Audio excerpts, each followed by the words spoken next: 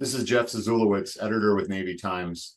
Today, we're very glad to be joined by Thomas B. Moodley. He served as Undersecretary of the Navy from 2017 to 2019 and is acting Secretary of the Navy from November 2019 to April 2020. He oversaw a variety of very consequential moments in the Navy's recent history, and he's the author of Vectors, a book that came out last year that chronicled his time in the Sea Service. Secretary Moodley, thanks for joining us. Thanks, Jeff. Thanks for having me. Turning to when you flew out to the TR and addressed the crew, arguably kind of the pivotal event that led to the end of your tenure, that was a very forceful speech. You mentioned how, like I said, we were all kind of a little hairy in early 2020. How would you have handled that differently, do you think, looking back? Oh, Jeff, I could have handled things a million different ways from the very beginning of that thing. And I think about that all the time about how I could have done things tactically different one way or the other. The biggest challenge with the whole trip to Guam was my original intention was to basically do nothing but go see what's going on the ground, talk to the governor of Guam because she was the one that was providing the hotel rooms, and she had been in my office like 2 weeks prior to that. So I got to know her and I really liked her and I figured I could help with that. And then meet with the crew, walk around the ship, just like I always did every other time I met with a ship, walk around the decks, go down to the engine rooms, talk to people, see exactly how they were feeling, ensure the captain and the strike group commander that we had their back in Washington and that, everything was going to be fine and that we really needed them to be courageous in this moment. And it was a huge wrench was thrown into that when both the medical teams and the NCIS people who were responsible for my safety advised me or told me that I couldn't sort of walk around on the ship, that I needed to go address the crew from a clean room right off the quarterdeck. But in advance of that, I asked them to submit questions because I wanted to be able to answer every question that they had, and I wouldn't be able to do that if it wasn't a face-to-face. So I got a list of questions. I think there were 33 questions, and some of them were, frankly, some of them were pretty, more logistically focused on, what's the process for getting us off, when are the hotel rooms going to be available, and so on and so forth.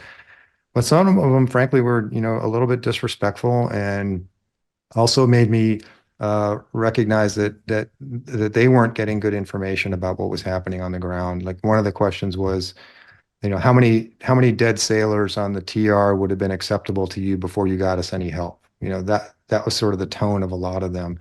Several of the questions, we're not at war. Why is it so important that we, why should sailors die? And those types of questions. And it just made me feel like the leadership of the ship had not done a great job of communicating what was going on and what the risks were and so on and so forth. And frankly, I think also maybe the ship's doctors had possibly spooked them into believing something else.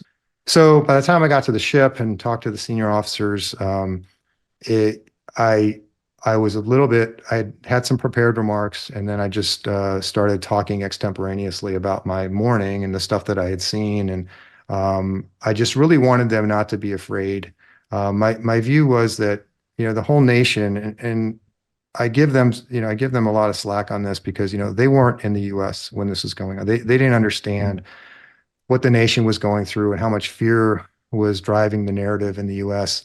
But I wanted them to understand that the one place that we can't allow fear to drive the narrative is in the United States Navy. And that if anyone can handle a crisis like this, it should be the United States Navy. And I told them that they could be afraid, but they're going to be facing fears much greater than this. And so, there's some words I could have chose more carefully.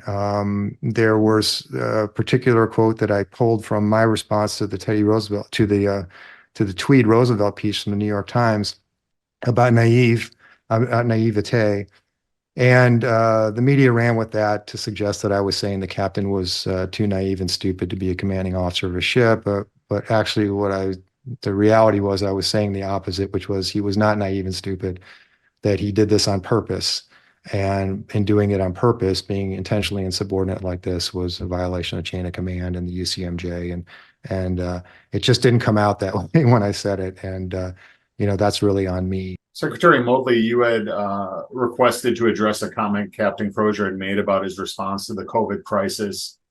He had said something along the lines of nobody cared more about his crew than he did. What would you like to say to that? Well, I was glad to hear him say that. I think I read it in the article that you had published with him, but I think I've heard him say it in other forums. And I was very glad to hear him say that because that would be my expectation, that no one cared more for his crew than he did. But what I hope that he's not suggesting in that comment is that anybody, either in his chain of command, to include me, cared any less than he did.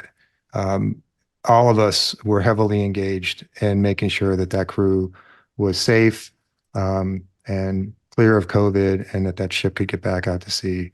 So I'm glad that he feels that way. I would hope that he feels that way, but I would also say that although that no one cared more, but there was nobody in his chain of command that cared any less than he did either.